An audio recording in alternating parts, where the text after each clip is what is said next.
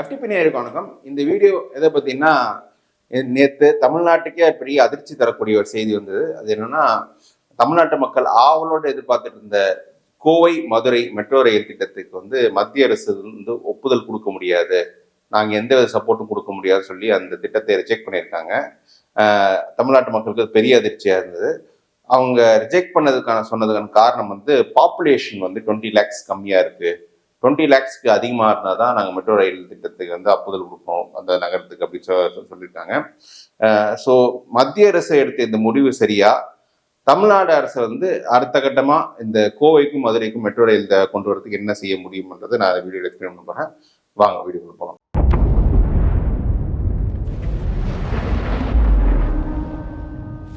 First இந்த கோவை மதுரை மெட்ரோவோட time line explain பண்ணிடுறேன்.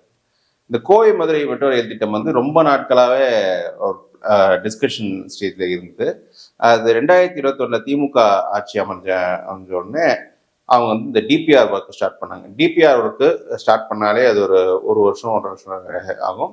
ஸோ இந்த டிபிஆர் ஒர்க்கு அதன் அடிப்படையில் கோவைக்கு 10,443 கோடி செலவில் ஒரு மெட்ரோ ரயில் திட்டம் அறிவிக்கப்பட்டது. அது 2 மெட்ரோ ரயில் பாதைகள், ஒன்று உக்கடம் டு அவினாசி, இன்னொன்று கோவை ஜங்ஷன் டு அந்த சரணம்பட்டி ரோடு. மதுரையை பொறுத்தவரை 11,653 கோடி ரூபாய் செலவில் ஒரு மெட்ரோ ரயில் திட்டம் அறிவிக்கப்பட்டது. ஒரே பாதை தான், திருமங்கலம் முதல் ஒத்தக்கடை வரை.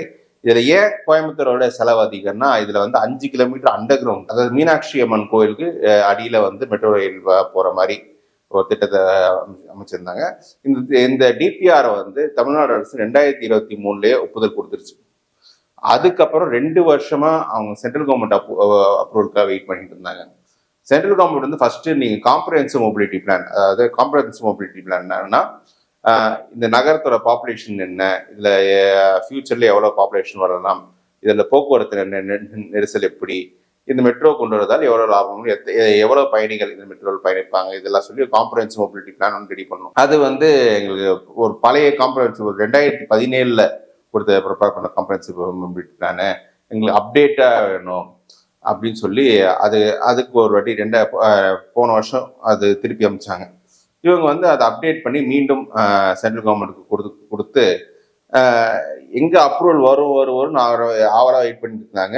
ஆனால் சிலர் ஆர்டிஐ ரைஸ் பண்ணி அப்பவே தெரிஞ்சுக்கிட்டாங்க இந்த மூவே ஆகலை, ஸ்டேஜ் 1ல இருக்கு அப்படின்னு.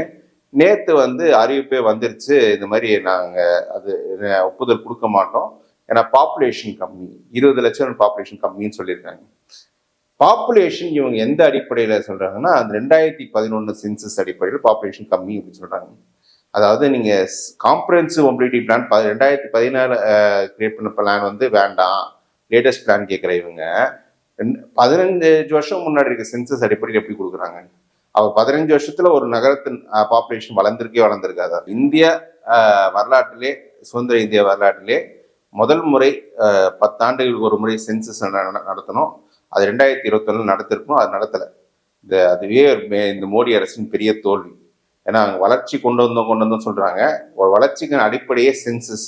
அந்த சென்சஸே நடத்தாம 2011 டேட்டா அடிப்படையில் நீங்க 2 வளரும் நகரங்களுக்கு மெட்ரோ நீங்க ரிஜெக்ட் பண்ணிருக்கீங்க. அது கோவை போன்ற நகரம் one of the fastest growing tier 2 cities, south இந்தியாவிலே ஃபாஸ்டஸ்ட் க்ரோயிங் டயர் 2 சிட்டிஸ் கருதப்படும் கோவைக்கு மெட்ரோ ரயில் நீங்க ஒப்புதல் கொடுக்காதது ஒரு அதிர்ச்சிகரமான ஒரு விஷயம். ஏன்னா ஒரு மெட்ரோ ரயில் திட்டம் என்பது இப்ப நான் கொண்டு வர திட்டம் அடுத்து ஒரு 50 ஆண்டுகளுக்கு எப்படி பயனளிக்கும், எப்படி மக்களை சர்வ் பண்ணுன்ற மைண்ட் செட்ல கொண்டு வரணும். எனக்கு இப்ப என்ன பாப்புலேஷன் அடிப்படையில் கொண்டு வரக்கூடாது, அடுத்த 50 வருஷத்துக்கு எப்படி இந்த நகரம் வளரும், எப்படி இந்த மெட்ரோ ரயில் இந்த வளரும் நகரத்துக்கு சர்வ் பண்ணுன்ற அடிப்படையில் தான் கொண்டு வரணும். பட் ஆனா இதை எதுவுமே கருத்தில் எடுத்துக்காம, நாங்க சுத்தமா எந்த ஒரு கன்சிடரேஷன் வைக்காம நீங்க ரிஜெக்ட் பண்ணிருந்தது நிச்சயமாவே தமிழ்நாட்டுக்கு நடத்தப்பட்ட ஒரு அநீதி அப்படின்னு தான் நம்ம சொல்லலாம். இன்னைக்கு முதலமைச்சர் கூட அதை மைண்ட்ல வச்சு தான் ஒரு அறிக்கை வெளியிட்டிருக்காரு. இது நடத்தப்பட்ட அநீதி, கோவை மதுரைக்கு மெட்ரோ ரயில் திட்டத்தை கொண்டு வருவதற்கு நாங்கள் எங்கள் அரசு பாடுபடும் அப்படின்னு மென்ஷன் பண்றாங்க. ஸோ சென்ட்ரல் கவர்மெண்ட் ஒப்புதல் அப்படின்னா என்னன்னா, இப்போ சென்ட்ரல் கவர்மெண்ட் ஒப்புதல் கொடுத்தாதான் அந்த கோவை மெட்ரோக்கான 10,400 லட்சம் கோடியும், மதுரை மெட்ரோவுக்கு தேவையான 11,500 கோடியும் வந்து சென்ட்ரல் கவர்மெண்ட் ஒப்புதல் கொடுத்தாதான் அதுக்கு செலவு பண்ண முடியுமான்னா அப்படி இல்லை. ஒரு மெட்ரோவோட ஃபண்டிங் பேட்டர்ன்ன்றது இப்போல்லாம் பப்ளிக் ப்ரைவேட் பார்ட்னர்ஷிப்ல கட் பண்ணுறது. அதாவது பப்ளிக் செக்டர் அரசாங்கம் கொஞ்சம் கொஞ்சம் செலவு பண்ணும், பிரைவேட்டா சில பேங்க்ஸ்ல கடன் வாங்கணும். ஸோ இப்படிதான் மெட்ரோக்கள் வந்து கட்டப்பட்டது இந்தியா முழுக்க. அப்படி அது அடிப்படையில் அரசாங்கத்திலே ஸ்டேட் கவர்மெண்ட்டுக்கு ஒரு ஷேர் இருக்கும், சென்ட்ரல் கவர்மெண்ட்டுக்கு ஒரு ஷேர் இருக்கும். ஒரு 40% அரசாங்கத்தின் ஷேர்னா 15% அதில் சென்ட்ரல் கவர்மெண்ட், 25% ஸ்டேட் கவர்மெண்ட் அப்படி இருக்கும். அந்த 15% கூட என்ன 12% என்னன்னா ஒரு ஈக்விட்டி ஷேரிங். ஈக்விட்டின்னா அந்த மெட்ரோ கட்டி முடிச்சப்பறம் வர வருவாயில சென்ட்ரல் கவர்மெண்ட்டுக்கு ஒரு ஷேர் வரும், அதுதான் ஈக்விட்டி ஷேரிங். இன்னொரு 3% வந்து நீங்க திரும்ப கொடுக்க தேவையில்லாத கடன். ஸ்டேட் கவர்மெண்ட்டுக்கு இதே ஒரு கிளாஸஸ்ல இருக்கும்.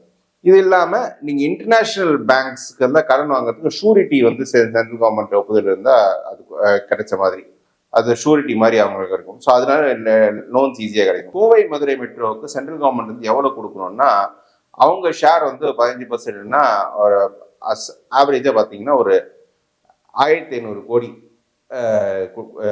செலவு பண்ணுற மாதிரி இருக்கும். கோவைக்கு 1,500 கோடி, மதுரைக்கு 1,500 கோடி, மொத்தம் 3,000 கோடி. இந்த 3,000 கோடியும் வந்து ஒரே ஆண்டுல ஒரு சிங்கிள் பேமெண்ட்ல கொடுக்க, அந்த 5 இயர்ஸா ஸ்பிளிட் பண்ணி கொடுக்கணும், 5 பட்ஜெட்ஸ்ல கொடுக்கணும். அப்பன்னா ஒரு ஆண்டுக்கு 600 கோடி தான். அவ்வளோ பெரிய பட்ஜெட் இருக்க மத்திய அரசுக்கு ஒரு மதுரை கோவை நகரங்களுக்கு வந்து மொத்தமா 600 கோடி கொடுக்கறதுல என்ன சிக்கல்? அது கொடுக்கற என்ன இது? ஏன்னா ஒரு பாலம் கட்டினாலே இன்னைக்கு வந்து 1000 கோடி அப்படின்னு சென்ட்ரல் கவர்மெண்ட் செலவு கட்டணும். அப்படின்னு 600 கோடி கொடுக்கறத அவங்களுக்கு ஏன் அவ்வளோ வந்து பாரபட்சம் அப்படின்னு தெரியல.